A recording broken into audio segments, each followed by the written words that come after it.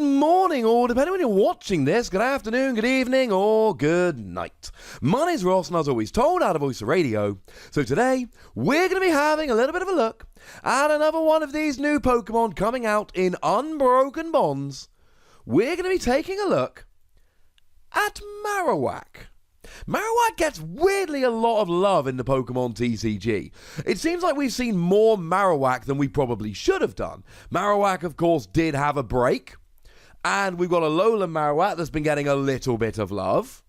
So yeah, new Marowak card.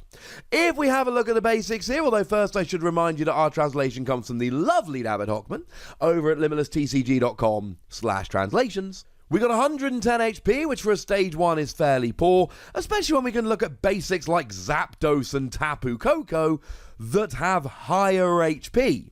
No, ladies and gentlemen, no. We're not happy.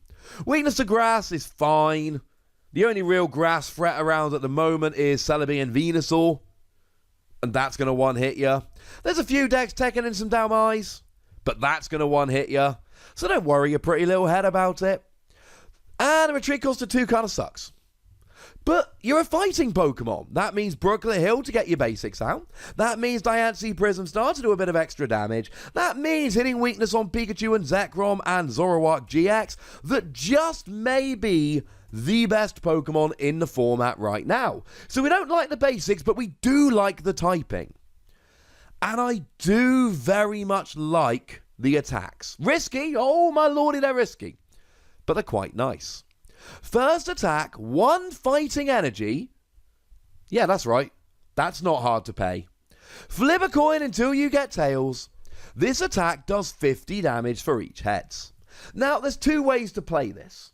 Way number 1, let's see how many heads I can flip. Let's go nuts.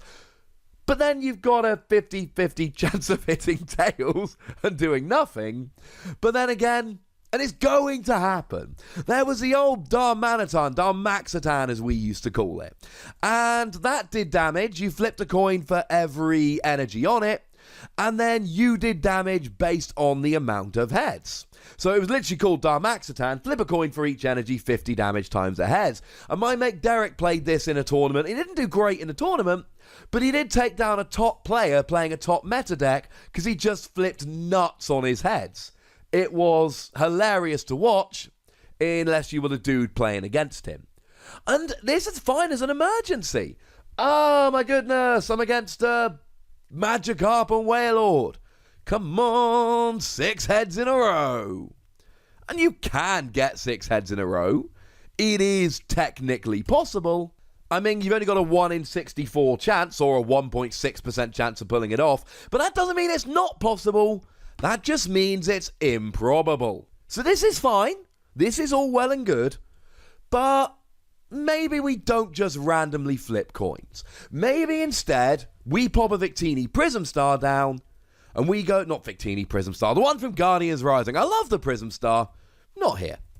And what we do is we give ourselves a 75% chance of hitting a heads, which means 75% of the time we're doing 50 damage.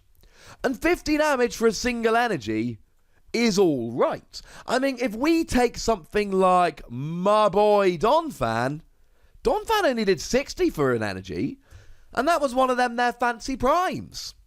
And then Doug Trio did 60 for 1 energy, but it also did 10 damage to all of your bench, which sometimes you wanted, but sometimes you didn't. 50 for 1 energy is fine. And bearing in mind it's 50 damage, but then with Choice Band it's actually 80 damage. And with Diancie Prism Star it's actually 100 damage.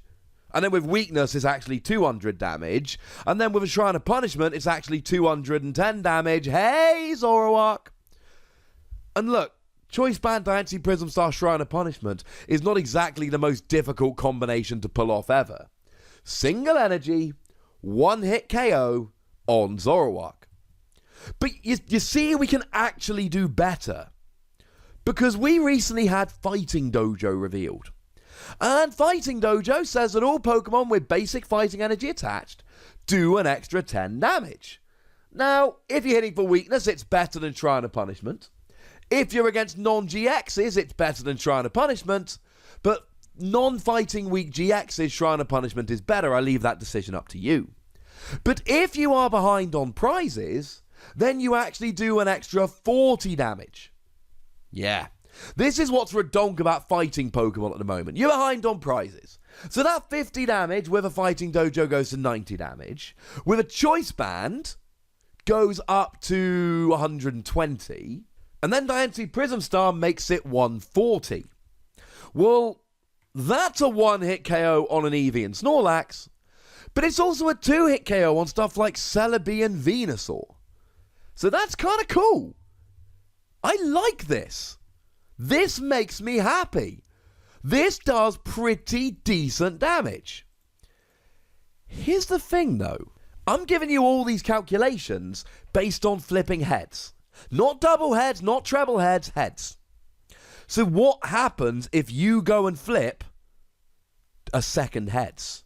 Or a third heads. And that's what I love about this attack. You can use it as a fairly reliable way to take down fighting weak Pokemon, do decent damage for a single energy, etc. And that's fine and that's good, and that will work. But you've also still got that time. And we've all been there. We have all been in games where we need a KO right now or we lose the game. And the reality is, the sad reality is, that most of the time when you need a KO right now, you don't have the things on board and you lose. When it's desperation time.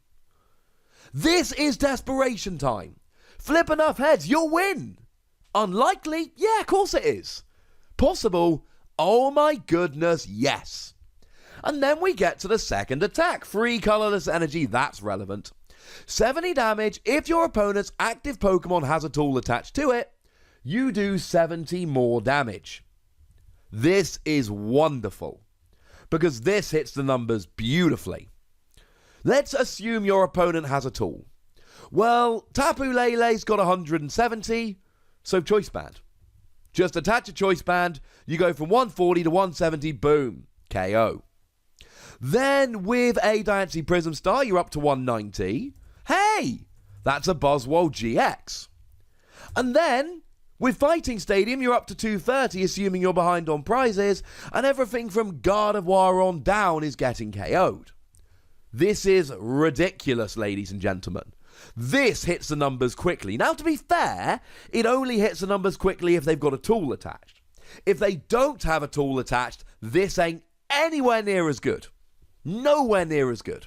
But with a tool attached, with a Diancie Prism Star, you're hitting 160. That's getting non-GXs right up to stuff like Prism Stars like Solgaleo, as well as Stage 2s like Empoleon. This will KO the vast majority of non-GXs. Then when you start building in your Choice Band, your Fighting Dojo, your Diancie Prism Star, you can reliably KO the majority of GXs. Now the reality is here, your opponent is going to see Marowak and go, yeah, I'm just not attaching tools. And there's not a huge amount you can do about that. Maybe if they're playing EXs and you're in the expanded format, you can pop a head ringer down.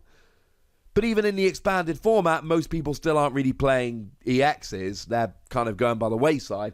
So maybe that's not the most reliable thing to do. Although, incidentally, there's nothing to say that at some point we won't get another one of these cards that you can put on your opponent's Pokemon, and if you do, keep Marowak in mind, would ya? Worst case scenario, Marowak goes down and your opponent goes, ha ha ha, joke's on you, I'm not going to play tools that I want to play. Brilliant! Please keep hurting yourself by not playing cards you want to play. That'll show me, tee-hee-hee. In terms of the energy cost here, remember we've got triple acceleration energy. It only lasts for one turn and it can only be attached to an evolved Pokemon. But this is an evolved Pokemon. So that's fine. Roll with it, ladies and gentlemen. Enjoy it, quite frankly.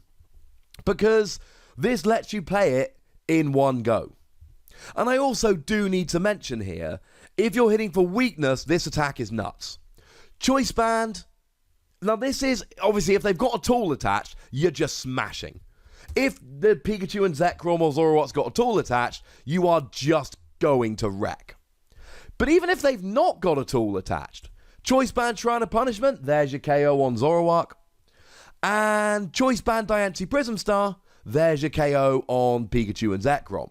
So I really don't think we need to worry much here at all. You should be getting fairly easy KOs here without having to worry too much. This is a weird card because at the face of it, neither of these attacks look stunning, but actually, when you dig a little bit, you find that that first attack is either a great desperation attack or just a fairly reliable single energy attack. And that second attack, because of triple boost energy, and incidentally, right, it's a colourless Pokemon, so it could go into anything like a Malamar deck, or you could use Kiawe or something like that. This could go into like any deck ever. And either you're getting big one-hit KOs, or you're forcing your opponent to, as the metaphor goes, cut off their nose to spite their face. And I am absolutely fine with that, ladies and gentlemen. I mean saying, not a metaphor. It's clearly not a metaphor. So, let's go ahead and give this between 3 and 4 Wassies. It is not a stunning card on the face of it, and it's not one of these that's going to be played by everybody. But I see this popping up in decks here and there as a really quite good option. But I would like to know what you think, so please do let me know in the comment section. Go nuts! But please do remember the rule, ladies and gentlemen. Be nice, would you?